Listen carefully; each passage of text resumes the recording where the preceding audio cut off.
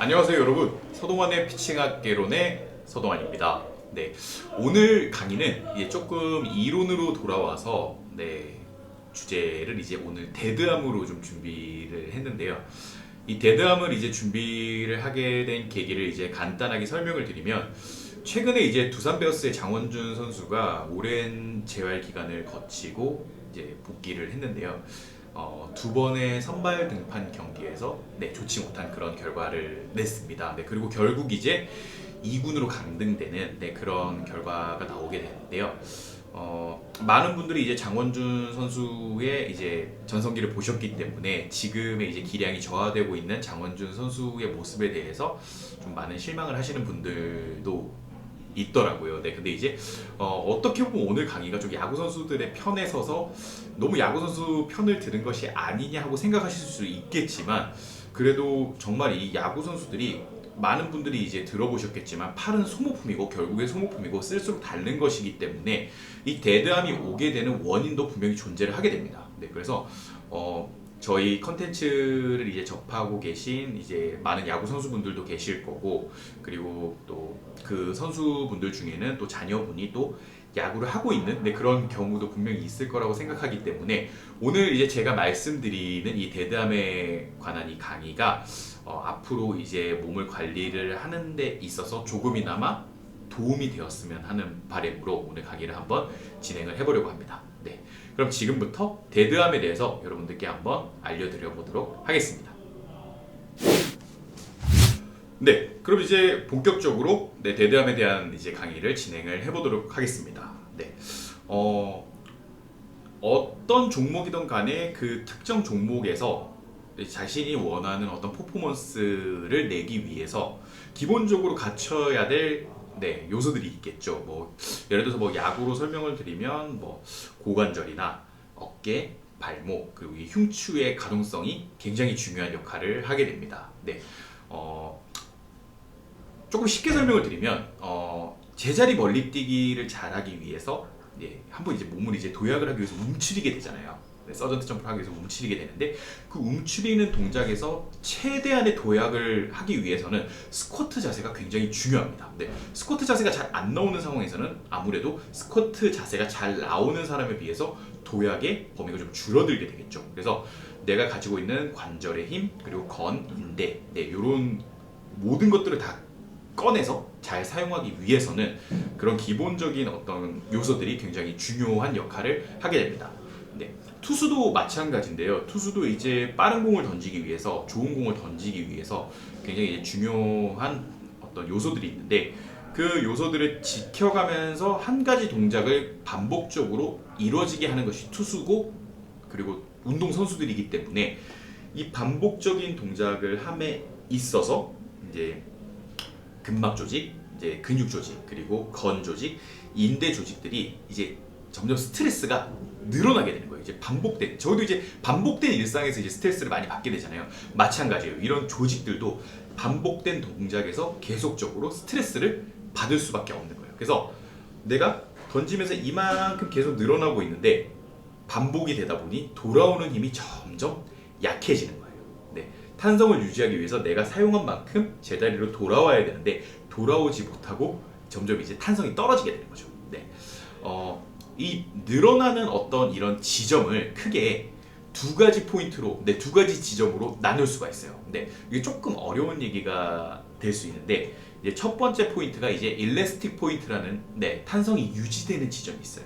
그래서 내가 가지고 있는 능력에서 이 일레스틱 포인트에서 이 안에서만 왔다 갔다 하는 건 얼마든지 괜찮아요. 자, 근데 이 일레스틱 포인트를 넘어간 포인트가 있어요. 이제 일드 포인트라는 포인트가 있는데, 이제 내 몸이 이제 막 스트레스를 받으면 막 화도 날 것이고 막 짜증도 나잖아요. 근데 화가 나고 짜증이 나는 포인트는 견딜 수 있는 포인트지만, 이 스트레스에 항복하는 포인트가 있어요. 내가 너한테 졌어. 스트레스. 내가 너한테 졌어. 이 포인트가 있는데, 이 포인트를 이제 일드 포인트라고 해요. 이 일드 포인트에 자주 도달을 할수록 이제 탄성이 많이 떨어지게 돼요.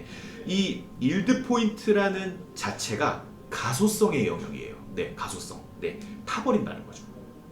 네, 그래서 일드 포인트에 많이 반복적으로 자주 도달할수록 내 어떤 건이나 인대, 근육 조직, 근막 조직들은 이제 퇴화할 수밖에 없는 네, 그런 상황이 될 수밖에 없습니다. 네, 그래서 보통 선발 투수들이 연간 뭐 3,000구 가까운 투구를 던진다고 하는데요.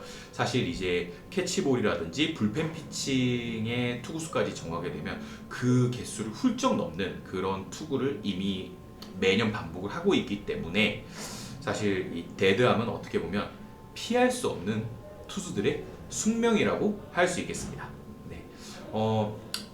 이 근육하고 네, 이런 이제 저희가 이제 힘을 쓰기 위한 이런 조직들을 이루고 있는 것이 여러분 이제 많이 들어보셨을 거라고 생각을 하는데요. 일라스틴하고 콜라겐이에요. 네, 일라스틴이 이제 여러분 예전에 이제 막 샴푸 광고에서 뭐 엘라스틴 했어요, 막 하는 이런 광고 있잖아요. 그 일라스틴이 이제 제가 지금 말씀드린 일라스틴이고, 뭐 콜라겐은 이제 많은 분들이 아실 거예요. 뭐 돼지 껍데기에 많다, 뭐 이렇게 이제 얘기하는 네, 그런 콜라겐이 맞고요. 이 두 가지의 이 성격이 다른 이 두 가지 밸런스를 잘 유지하는 것이 데드함을 늦출 수 있는 네, 유일한 방법이에요. 그렇게 생각하시면 돼요.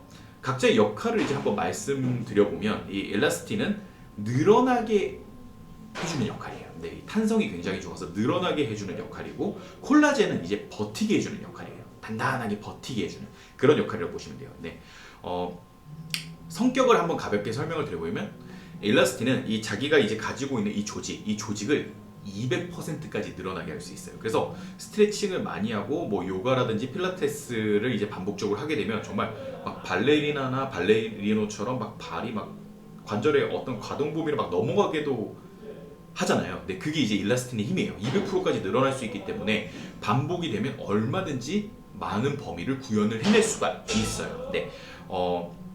그런데 이 콜라겐은 자기 조직에서 12%에서 20% 정도만 움직일 수 있어요. 그래서 너무 강하게 되면 터지게 되죠. 네, 그래서 이게 너무 과한 근력 운동으로 이제 펌핑감이 강해지게 되면 이제 근육 파열이라든지 인대 파열, 손상, 네, 이런 부분을 입을 수밖에 없는 것이 또 숙명이기도 합니다. 정말 양날의 검이에요. 네, 그래서 이 두 가지의 밸런스를 굉장히 유지를 시켜주는 게 중요합니다, 여러분. 그게 데드함을 늦출 수 있는 방법이고요.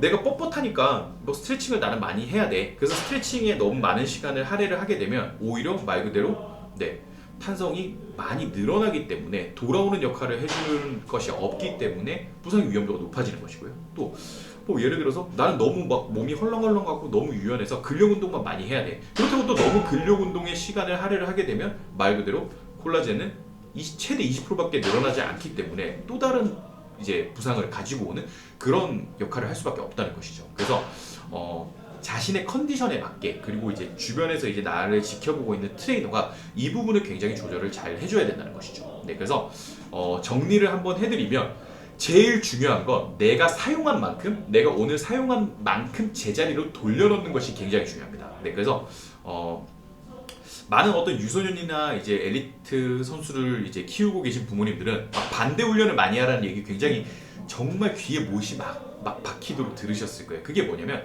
내가 사용한 만큼 제자리로 돌려놓자, 내가 늘어난 만큼 제자리로 돌려놔서 탄성을 유지시키자. 네, 그런 어떤 쟁점이라고 보시면 될 것 같아요. 네, 그래서 중요한 것은 이제 트레이닝이죠. 내가 부지런히 사용한 만큼 빨리 제자리로 돌아올 수 있는 쿨다운, 그런 트레이닝을 열심히 하는 것이야말로 네, 데드함을 늦출 수 있는 최선의 방법이라는 것을 여러분들이 꼭 알아주셨으면 좋겠습니다. 그리고 항상 무리를 하시면 안 돼요. 무리하는 게 굉장히 좋은 게 아니에요. 뭐 예전에 뭐 마사카 다이스케 선수나 뭐 많은 일본인 선수들이 막 굉장히 많은 투구수를 통해서 뭐 많이 던져야 강해진다.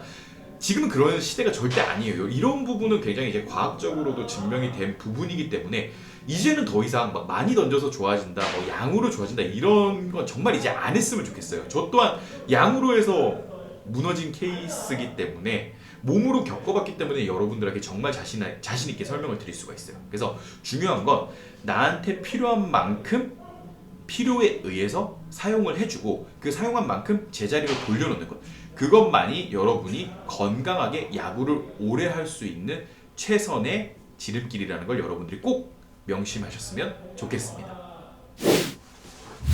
네, 오랜만에 좀 이론편으로 좀 설명을 하는 그런 시간을 가져봤는데요. 조금 지루하셨을까봐 좀 걱정이 되는데, 물론 야구를 잘 하는 것도 중요하지만 건강하게 하는 건 여러분 더 중요해요. 그래서 오늘 강의가 조금 지겨우실 수 있겠지만 여러분이 건강하게 야구를 오래 하시기 위해서는 꼭 필요한 내용이기 때문에 잘 숙지를 하셔서 재밌게 즐기면서 야구를 하셨으면 좋겠습니다. 네, 저는 다음 시간에 또 여러분들을 찾아뵙도록 하겠습니다. 한 주 동안 건강하십시오. 감사합니다.